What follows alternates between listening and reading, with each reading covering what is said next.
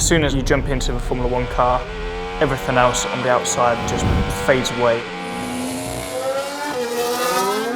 You just want to go out there and throw everything at it. But obviously at this level, there's so much more that comes with it.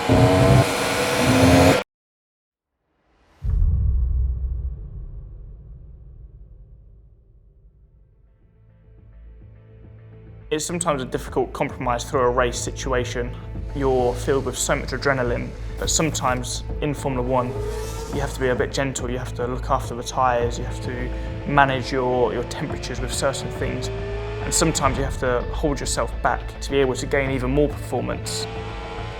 Naturally, that sometimes goes against your instincts, but that's just part of Formula One and what you have to manage along the way.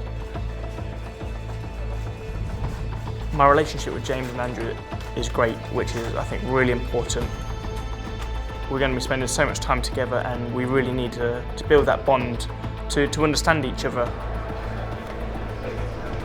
That's a key part of racing and that driver-engineer relationship. My role as race engineer is to act as the conduit, if you like, for the communication between the garage and the driver during the race. Basically to extract the most amount of performance out of the car and the driver on any given race weekend.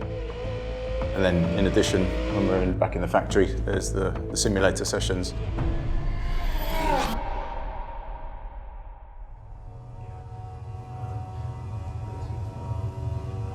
There's a lot of different things that he's going to experience on the track.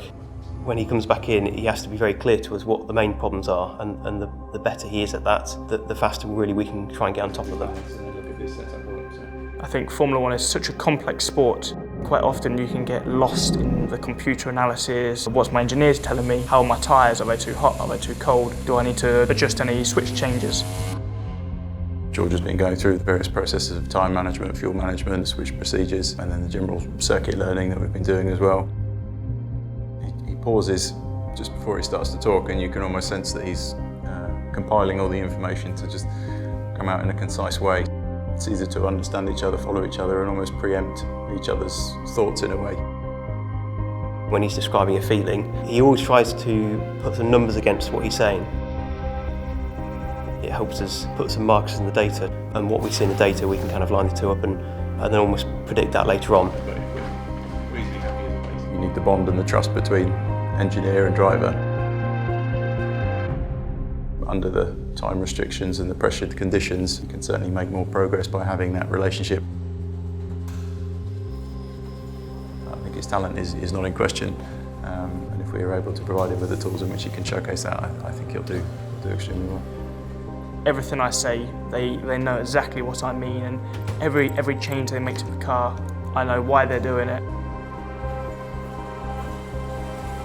I think together, having that relationship, we can really push forward.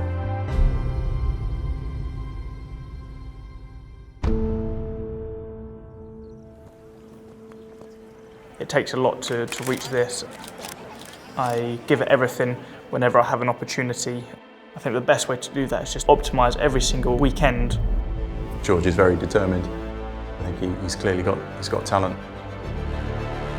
When the new drivers come in, there's a lot of new energy. You can feel the change, yeah. To be part of that process of making a change, to really build everybody together as one and push us forward is a real privilege and an honour to be part of that.